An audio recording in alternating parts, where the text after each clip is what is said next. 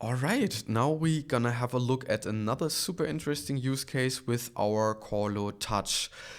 What do we want to do? So we would like to set up one temperature control page.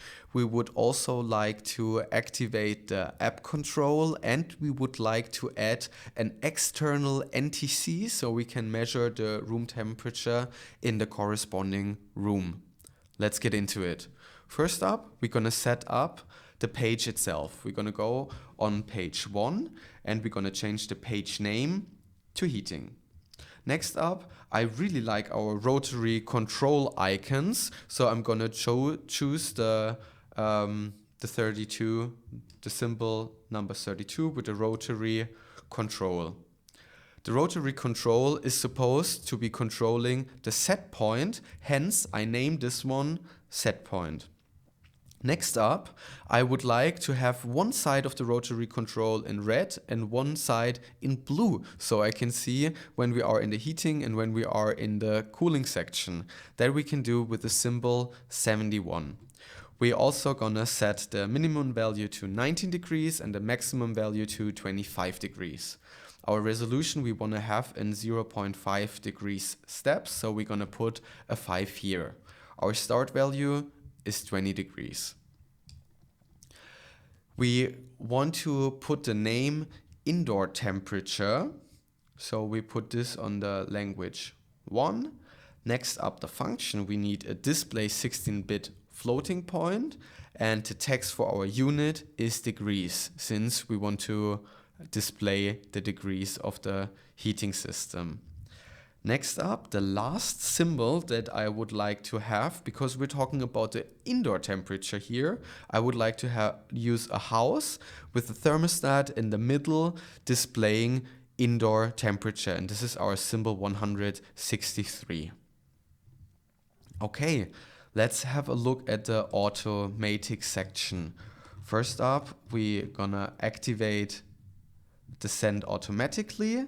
Next up, we want to have a temperature controller. We have this activated so we can go in the automatic 1 settings. Here, we do not really need to change anything for this example, so I will just leave the default settings for now. Let's have a look at the input. We want to activate the input 1. We go in the input 1. And as mentioned in our use case, we would like to use an external NTC, so we put temperature sensor NTC as the function, and that's what we gotta do for now. That's all for the parameters. Let's have a look at the group objects. Since our Corlo has quite an extensive application, you can see there's a lot of objects you can use. I'm trying to really only focus on the one we gotta use for our use case. First up, we gotta start with the page 1 with the rotary control, which we're gonna put on the group address of the set point. Next up, we're gonna have the object 632, 634, which is the nominal value and the standby, which we're gonna put on the same group address of the set point. Next up, we're gonna need the variable for the heater in the first level, which we're gonna put on the variable heater as well.